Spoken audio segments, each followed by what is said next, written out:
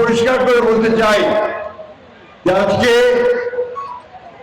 জামাত ইসলাম তারা আজকে বিভিন্ন অজুহাত তুলে দেশকে একটা অস্থিতিশীলতার দিকে নিয়ে যাওয়ার চেষ্টা করছে। আমরা এর তীব্র বিরোধিতা করছি।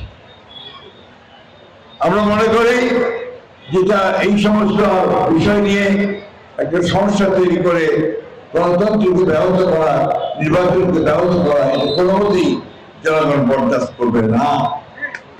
করবেন নাকি আপনারা?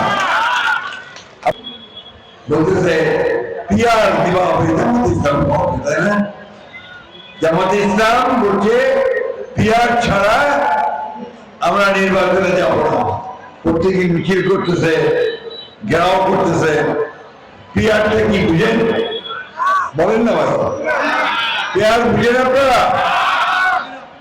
আনুপাতিক প্রতিনিধিত্ব কথাটা বুঝেন? আমার বেশিরভাগ মানুষ এই শব্দটার সঙ্গে ব্যবস্থার সঙ্গে পরিচিত না।